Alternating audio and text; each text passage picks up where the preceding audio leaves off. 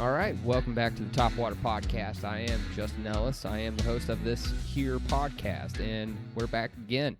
So this past week, I went out again during the week. I think it was probably about like Wednesday or something. Not this week, but the week before. Am I getting that correct? Yeah. Because I finished up the video that I was doing probably this past weekend. Well, on Memorial Day. I ended up getting that done on Memorial Day. And it should be posted now before this podcast has actually come out. So it's already posted.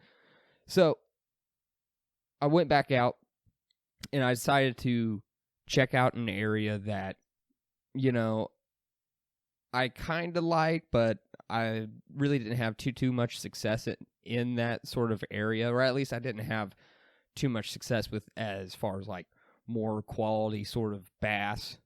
And instead of like going to that area and just kind of doing the same thing over and over again, I decided to use a little bit different technique, and I ended up using a floating worm technique, which, you know, I saw some YouTube videos on it, and it got me curious to actually try it out, and I ended up trying it out, and it worked pretty well, because the area that I was fishing in was actually a pretty shallow area. It's probably no more than a couple feet deep, maybe 3 or 4 in the deepest spots, but not really that deep. But since we had all this rain, there's a little bit of a drainage right there that runs into the lake, so I kind of just figured, with it being a hair, with it kind of just being a, you know, north side bank, so it's going to get a lot of sunshine, and with it being a little bit colder water temps, I kind of feel like that was going to be more the area that I wanted to focus on, was the side of the lake that where the sun was going to shine on it, because the water's going to warm up faster. You know, there's, you know, hard bottom over there, there's rocks and, you know, gravel and stuff like that. So I kind of felt like that was going to be more, that was going to be better for fishing. That was going to be better for bass, especially this time of year. And I do have to say that I think I was wrong from the last video that I did, or the podcast that I did, which I was saying that, you know, they might be in the spawn or something like that. But while I was fishing that area, I was kind of noticing that there was some fry, there was some smaller bass. So I'm pretty sure that they've already spawned. And a big indication of that was the bass that I was catching. Of course, they were all males. They were much smaller bass, and you could tell they were spawned out. You know, they were much thinner than kind of normal, or they were much thinner than they were, you know, just like a month ago. So these were definitely post-spawn males guarding fry, which that was kind of nice to know. So now I'm starting to put the pieces together, putting the puzzle together. And so now that I kind of know that it's post-spawn, I can kind of use some more post-spawn sort of type of techniques, which, you know, I guess would be more of your like moving baits, more of your like late spring, early summer sort of type of pattern.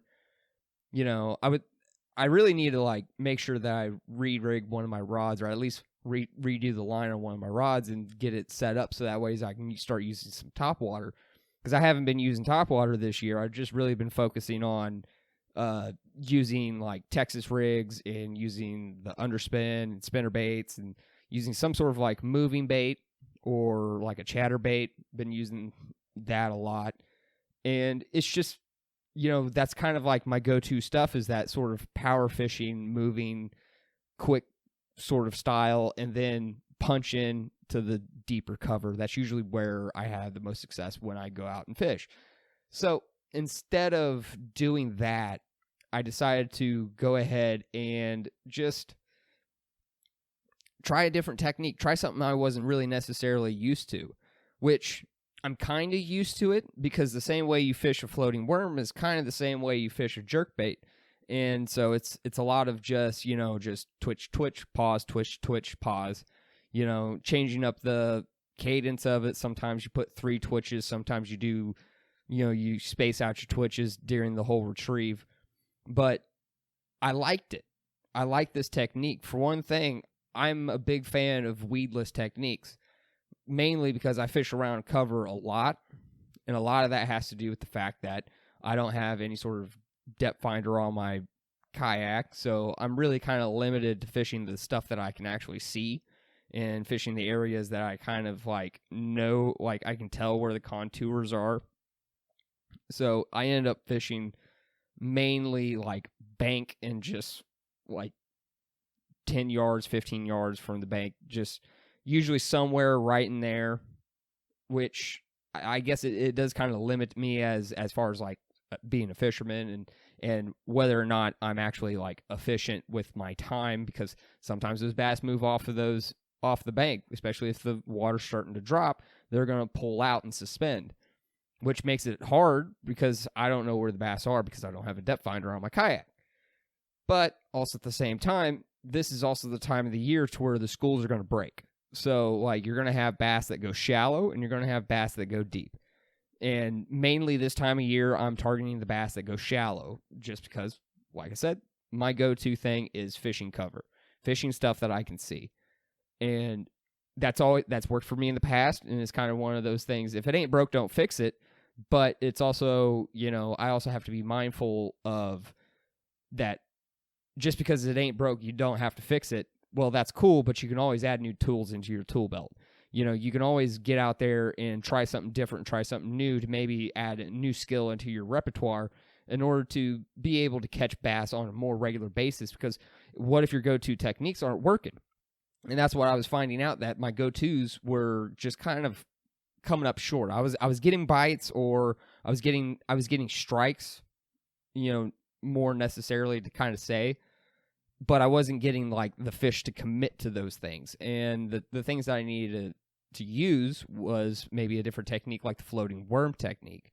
And that technique actually ended up panning out really well. And right now I'm kind of thinking that that's going to be one of those things that's probably going to be tied on to my rod for a pretty long time, probably for the rest of the summer, maybe even into the fall time.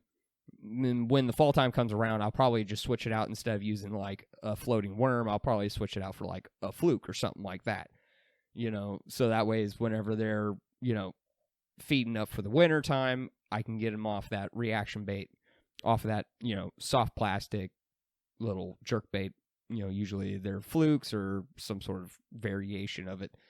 But that's kind of been the sort of the story that's been going on right now. It's I've been just figuring out new things to fish, figuring out, new ways to catch bass. And that's always a good thing to do, because some techniques may not translate to different lakes.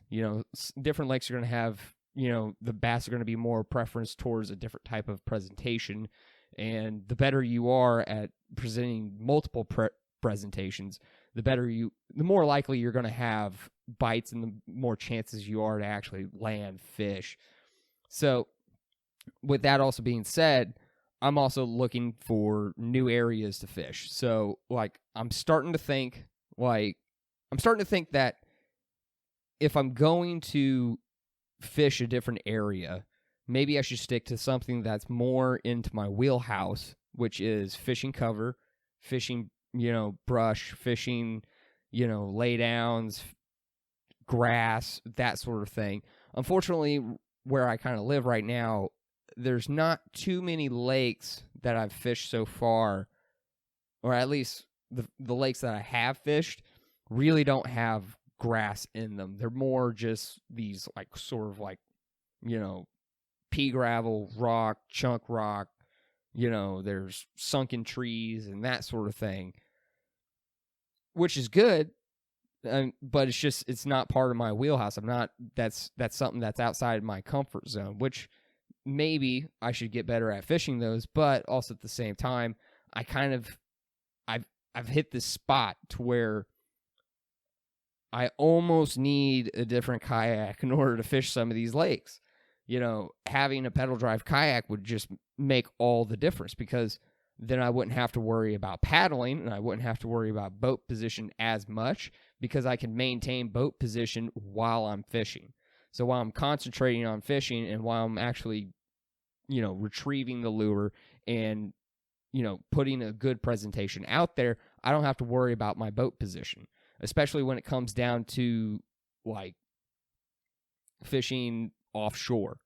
If I'm fishing offshore and it's windy, I'm just going to get blown. Either that, or I got to, get a little bit bigger anchor. That's also an option, is to get a bigger anchor and drop an anchor and just kind of slow down and fish an area like that. But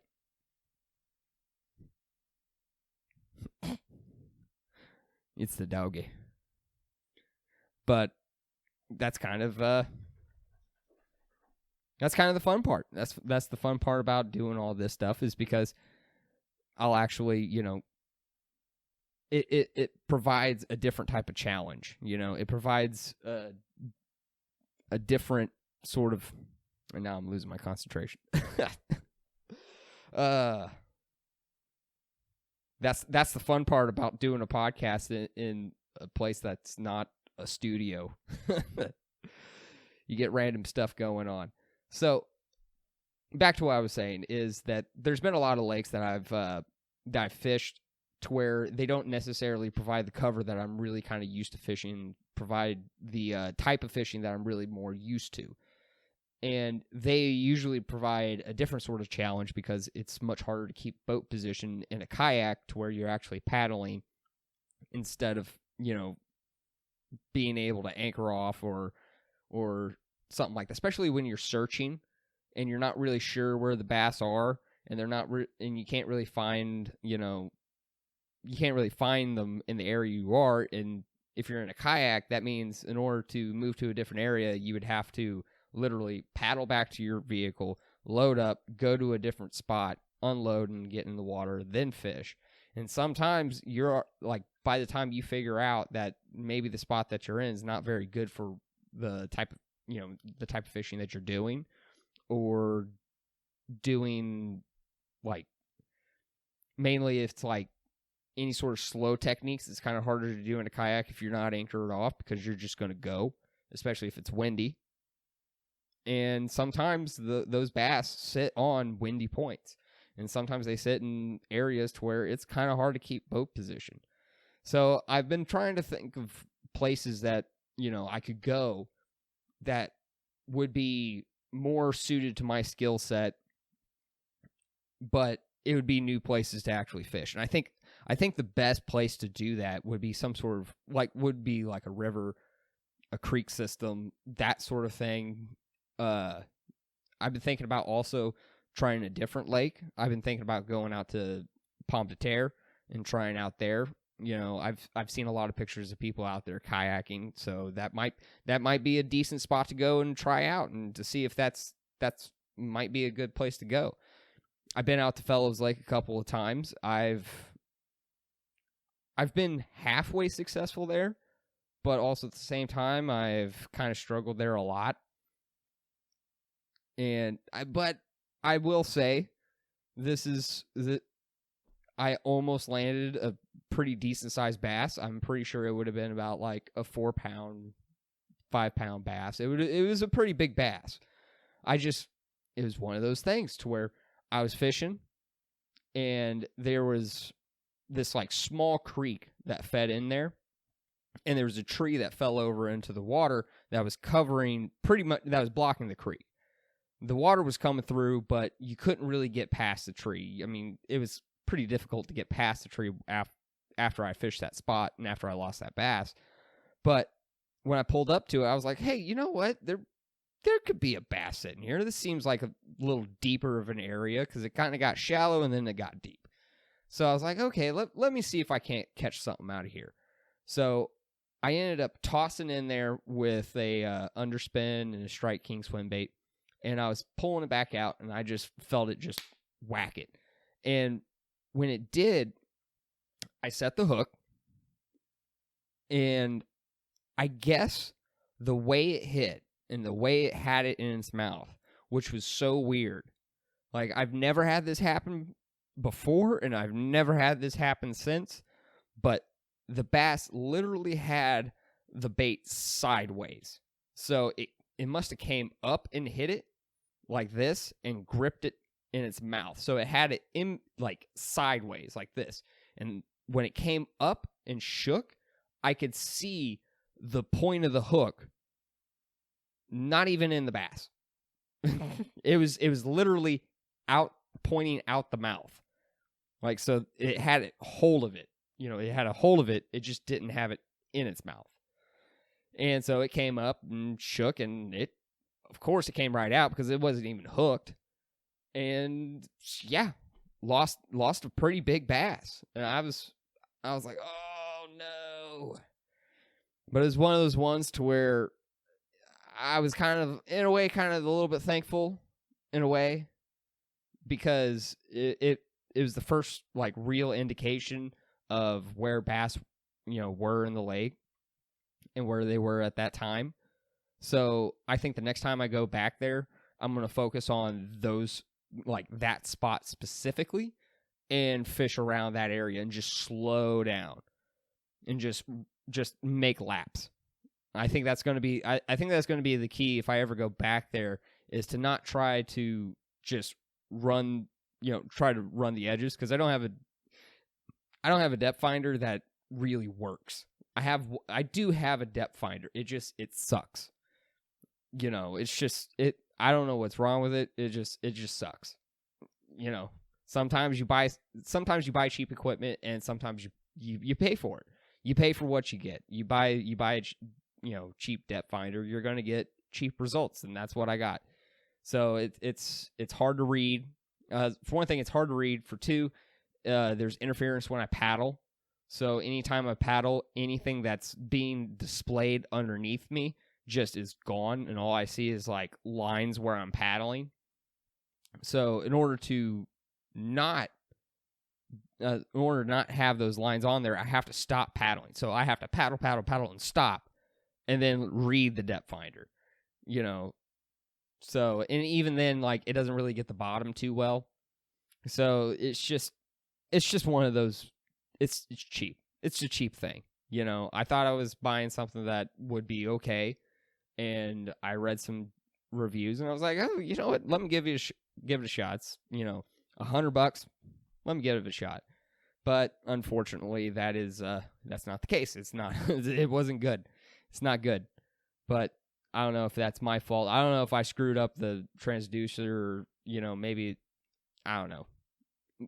I'm just going to go with it's cheap. That's what happens. I mean, it's the same thing when it comes down to rods and reels. You buy a cheap rod, buy a cheap reel, you're going to get cheap. Especially when it comes down to reels. Rods are a little bit more forgiving when it comes down to price range. You can buy a cheaper rod and it'll be, just fine. Like, if you go out and buy an ugly stick, I bought an ugly stick, and that was my go-to rod for the longest time. It was my all-around, all-purpose rod, and it worked great. I love that rod, but I ended up having to retire it because one of the eyes was getting grooves into it, so I just went ahead and just retired it and bought a different rod. But still, at the same time, that rod was my go-to rod. That rod would catch big bass, and I could haul in some big bass with it. And it was good for spinnerbaits. It was good for chatterbaits. It was good for jigs. It was just kind of this good all-around nice rod. It wasn't ultra sensitive, but it was sensitive enough. It did what it needed to do, and it wasn't that expensive. I think it was like $60-$70. It wasn't like an ultra expensive rod. And most of the rods that I buy are generally anywhere from like $100 to $200 anyways. I try not to go like too crazy as far as like price on rods, but at the same time, I don't want an inexpensive rod to where it's not going to be able to do what I want it to do, or it's not going to have the sort of sensitivity that I need to have. I mean, that's one of the reasons why I kind of like 13 Fishing's rods and reels. Well, not really. Well, I haven't tried out too many of their reels. I have one of their reels, but it's not one of their cheaper ones. It's one of their more like expensive ones, and I don't really use it too much. I need to switch it out off the rod that I'm currently using. I got it on a Cast King rod, and I'm gonna tell you, I'm not a big fan of that rod. Like I've lost a lot of fish with that one, and I don't know why. It's just one of those rods to where it's like I'm pretty sure it's just something about it, just something about that rod. I think it's either a little bit too stiff, which is kind of funny because it's a heavy, it's a heavy fast action rod. I have it meant for specifically. Well, I bought it really for more punching because that's really what I was thinking. I was like, I'm going to use this rod for punching because what I need it to be able to get into cover, and I need to be able to pull them out. I need a broomstick. That's what I need. And it's not sensitive enough to punch, and it doesn't handle a frog well. I'm not a big fan of it. But like the 13 fishing rods, I'm a pretty big fan of those. I like those. And the SLX reels, those are really good. As far as like $100 reel, those are pretty good.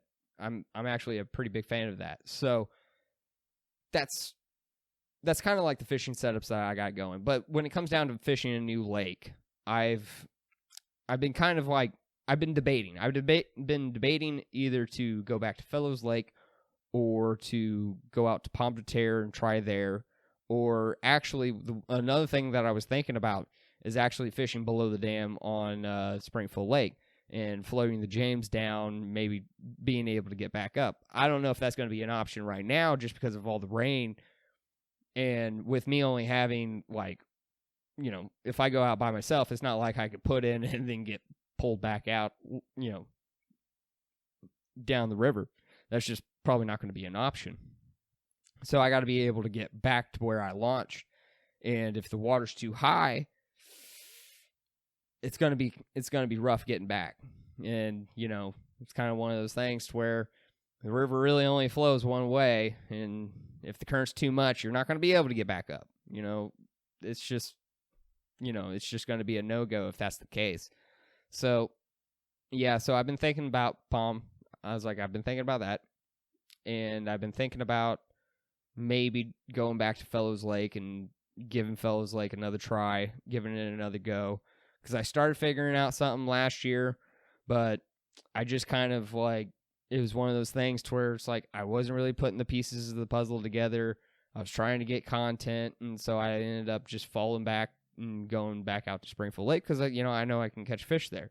And sometimes you just want to go and catch some fish, You don't want to go out and just struggle all day. You just want to be able to put one or two in the boat, really quickly, which is nice about Springfield Lake because I can go out there, fish for a couple hours, and then just go home. Since it's a small lake, you don't really have to travel that far as like kayaks go. If I go out to Fellows, there's probably going to be a good chance that there's going to be like a 30-minute, at least a 30-minute paddle to the spot that I'm going to try to get to. And it's probably going to be another 30 minutes back, somewhere right around there. So, trying to go out there for an hour or two, I'm going to need 4 or 5. And sometimes that's just not an option. But I'm also thinking about fishing out there, though. And maybe trying to get a little bit better out there and trying to find a couple places out there that I might be able to, like, do some damage and be able to actually, fish. And, that's where Google Maps come into play, using the time lapse, finding whenever it's low water. Because if you can find whenever it's low water, you can usually find things in the water. But also at the same time, I've also been thinking about going out to Pomme de Terre because it's also a smaller lake. It seems like it's rock bottom for the most part. Maybe once you start getting back up into the creeks, it's probably going to be a little bit more muddy. But that's fine because I fish muddy water, But everything I keep reading on forums and other things and just keep looking at it, it's all like geared towards like crappie fishing or muskie fishing or walleye fishing. There's not really too much information out there on bass. So, like, I'm a little bit leery on it. I'm just a little bit, because it could be good. It could be good, but also at the same time, it could be terrible. I'm taking a gamble going out there, but I think going out there might be the move. I think that might be the move to go out there and do some fishing out there. I mean, at least it'd be a new place, new surroundings, new challenges, different fish. Well, pretty much the same fish, but different bass. They live in different areas, so they're gonna probably gravitate towards different presentations and different baits. So hopefully that might just pan out for me there. But you never really know. And from what I can see from photos and just looking at it, it seems like it's going to be like hard bottom. I'm going to be finding like rocky points and areas like that. So it might be one of those like a spinner bait, crankbait sort of type of fishing.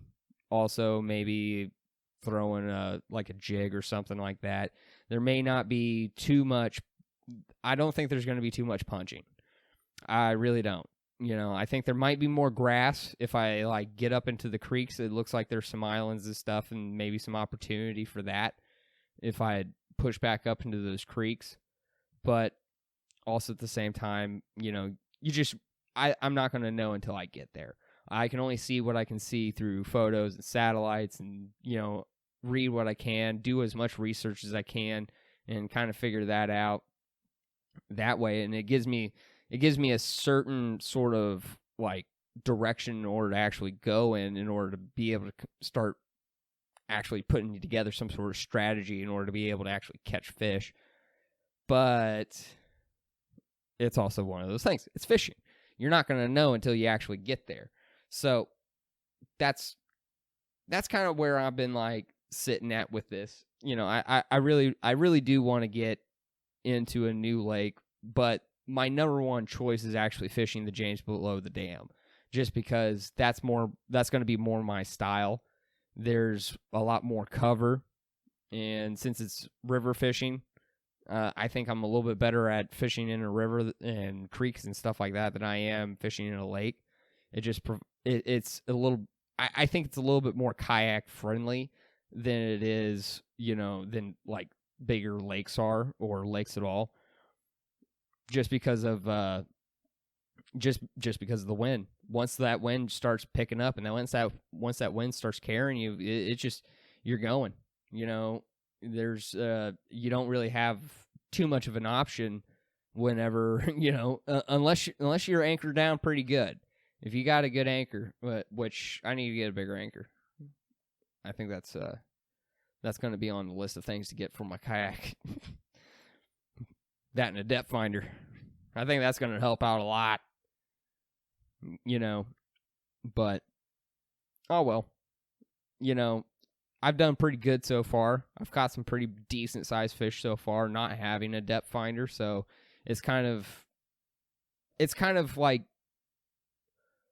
I could get a depth finder, or I could get a new rod and reel and more baits.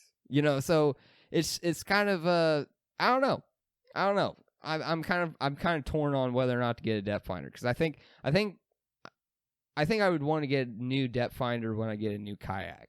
Like, that's kind of what I'm thinking. It's like, I really don't want to necessarily spend a bunch of money onto this one if I'm thinking about getting a new kayak, a pedal drive kayak or something like that, especially since the prices on them have been dropping.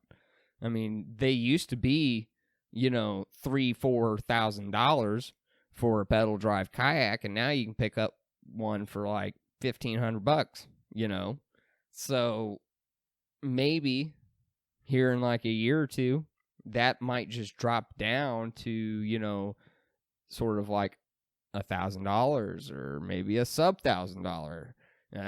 See, that'd be nice. Yeah.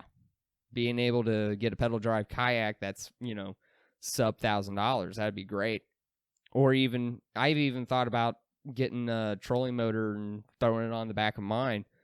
But that's also kind of that would be a project right there, is to actually throw a trolling motor on the back of my kayak or something like that, or on the side of it or something, whatever it may be. But I've thought about it. I've thought about putting something on there in order to have a little bit more propulsion, but also at the same time, I'm still fine with paddling. It's this kayak served me well, and it wasn't a very expensive kayak, so, and I've been able to put some pretty decent sized bass into the boat with it, so I don't think I haven't broken the 5 pound mark. That's something that's for sure. I haven't broken that sort of 5 pound bass mark, but I have caught some probably like fours and fives, which, I mean, those are big bass. Like, let's not sugarcoat it. Those are still big bass. They're not giants, but they're still big. They're pretty decent size. So as far as like that goes, I'm pretty satisfied with the size of bass that I've actually caught out of there. So it's just, I don't know. I kind of went off on a little bit of a tangent though, on thinking about getting a new kayak. I think it's always exciting thinking about getting a new kayak. I think I think about getting a new kayak often, but I always just kind of go back to, well, you already have a kayak and you catch fish out of it. Maybe you should just keep fishing in this kayak. But I would like to start fishing more lakes and that sort of stuff. But, oh well. I mean, I can still fish lakes out of a paddle kayak. That doesn't mean that I can't or anything like that. I think it just means that it's just going to be a little bit more difficult when I do it, instead of, being able to fish and hold on to my rods all at the same time. But I think having a pedal drive kayak would also change the way I fish too. I think I would fish offshore just a little bit more than I would than I do now. A lot of it has to do with the fact that I don't have a decent depth finder, which, I don't know. I keep going back and forth on it. I think that might just be one of the things that I end up buying first for my kayak, and getting that and doing that. But, it's just, right now, there's just kind of like a laundry list of things that, it's like, I need to get a depth finder, I need to get new cameras, I need to do this. And it's just, it's almost like one thing after another in order to, like, get the quality of video and get the quality of bass and get all that stuff. And I think it's, in reality, it's just going to take time to get there, just because of the how much this stuff is going to like run me. So, because I work for a living, that's just the way it is. You do your best and you work with what you got. So, and that's what I got. I got stuff. I got stuff to where I can do the stuff that I want to do. I can film what I want to film, and I can go fishing where I want to go fishing. But, it's not going to be the best, and it's not going to be the worst. So, I'm just kind of sitting there in between, and, you just kind of have to make the best of what you got. So, and that's what I've been doing. And hopefully everything's just working out, the way it's supposed to be working out, and everything's going the way it's going. But, if it keeps going the way it's going, I'll still be doing these videos, and I'll still be doing this podcast. So, with all that being said, I'm gonna probably just I'm probably gonna end up just making a decision and going with my number one choice and fishing below the dam on the James. Like I said, that's more my lane than fishing lakes. But I also want to get better at fishing lakes. Just like I want to get better at using different techniques, and I want to get better at fishing areas that I'm not really used to fishing, or fishing areas that I've never fished before. And I just want to be a better all-around fisherman. So, like, And in order to do that, you have to be able to challenge yourself and put yourself in positions to where you're not going to be comfortable. You have to do that, because if you're just comfortable all the time, you're catching the same size bass all the time. I mean, that's all fun and good. If you want to just go out there and, whack a couple fish and, have fun, yeah, hey, that's great. More power to you. Whatever gets you out in the outdoors. But, that's not me. I want to get better at things. The stuff that I do, I want to get better at. Just kind of like the podcast. I want to get better at doing the podcast. I want to get better at, podcasting. I want to get better at making videos. So, when it comes down to videos, I've been watching a ton of stuff when it comes down to editing, how to shoot videos, what should I be doing when I shoot videos. And that's helped out a lot. And I think it really shows in this last video that I did, because I did a lot more B-roll footage. I actually sat down and kind of thought out like what the video was actually going to be about, which is hard to do whenever it comes down to fishing, because fishing is unpredictable and bass aren't always just going to bite when you want them to bite. And, sometimes the weather doesn't play right, and sometimes, you get nothing but wind, so your audio's crap. And sometimes, like when I went out Wednesday, not this Wednesday, but the Wednesday before, a week from this last Wednesday, I went out there with the intention of not only filming with the chesty, but also having my other camera in order to get different angles, in order to get different shots. I even brought my camcorder in order to get some pretty cool B-roll. Got out there, I forgot one of the mounts. So, therefore, I can only film with one camera at a time. Crap. All right. Well, then I'll just do a chesty, and I got my camcorder, so that's fine. While I'm fishing, I'm catching fish, everything seems like it's going great. I'm like, all right, well, I'm going to get some B-roll. I'm going to start doing that. Flip open my camera, no SD card in it. So, what do? Well, you just get B-roll with, your little action camera that I had. So that's what I did. I just went, all right, well, I'm just going to do that then. I'm going to make the best of what I got, because, you can't change what's already happened. And sitting there crying about it ain't going to change it anyways. So that's what you got to do. You got to adjust whenever stuff's going wrong. You got to adjust. Whenever you forget camera stuff, you got to adjust. And then when it comes down to editing, you just got to make the best you can and do the best you can, get it done, and then go to the next project and figure out like what your mistakes were. Where did you go wrong? Were you filming in an area that didn't hold bass? Did you forget your stuff? Was it raining? Do you have crappy mics? Do you need to get better microphones? All that sort of stuff. You just kind of learn as you go. It's the same way with fishing. You got to learn from your mistakes. I make mistakes all the time. It's astounding how many mistakes you will make in a day and still catch bass. And I hope that's like a hopeful message for you guys, because like that's really kind of the whole thing about fishing is you're going to constantly make mistakes and you'll still catch fish, and you can still be able to catch fish. You could be backlashing your reels left and right. You could be hanging up in trees. You could be catching your own rods. You could be breaking off lures left and right.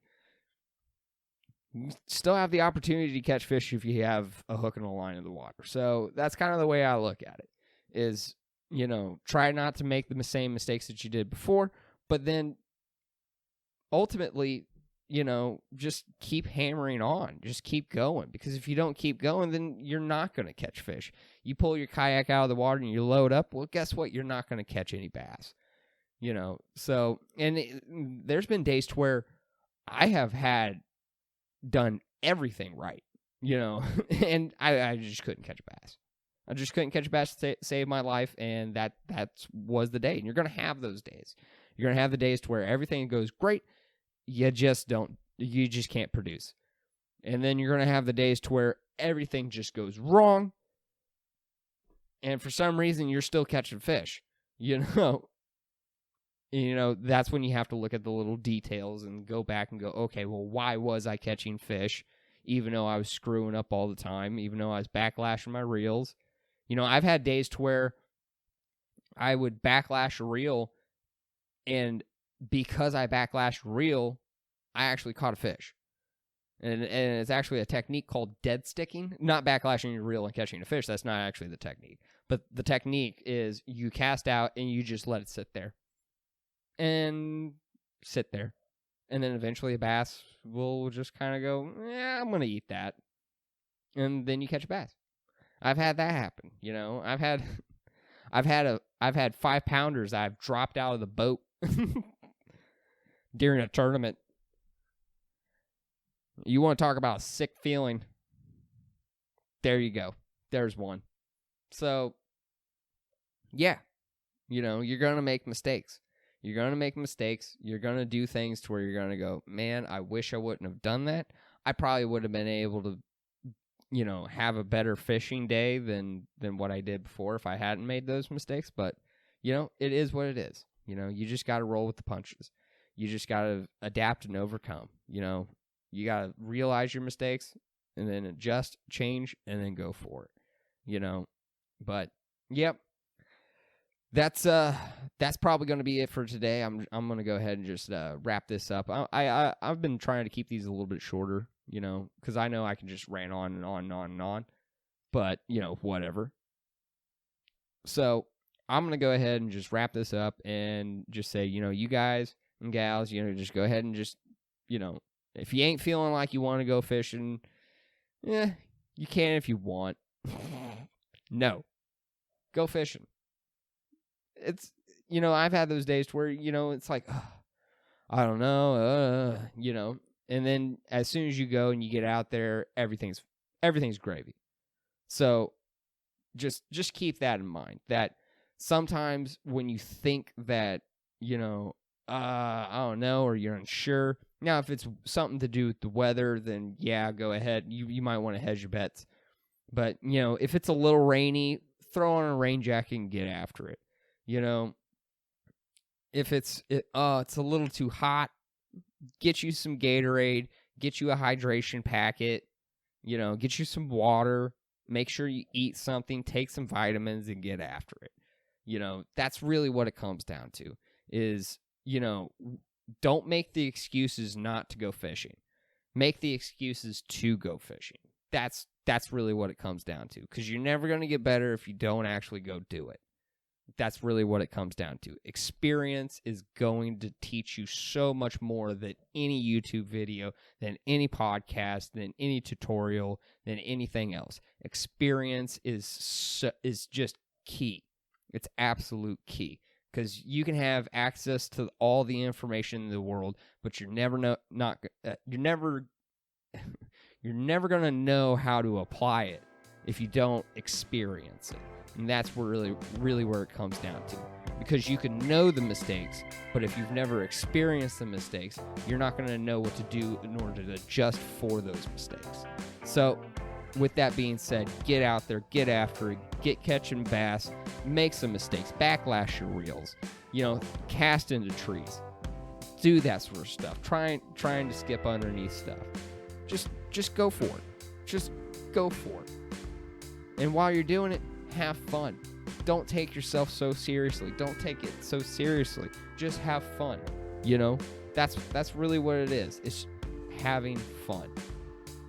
With that being said, I'm going to get out of there. I hope you guys and gals have a great day. I'm having a great day. I'll see you out on the water. Peace.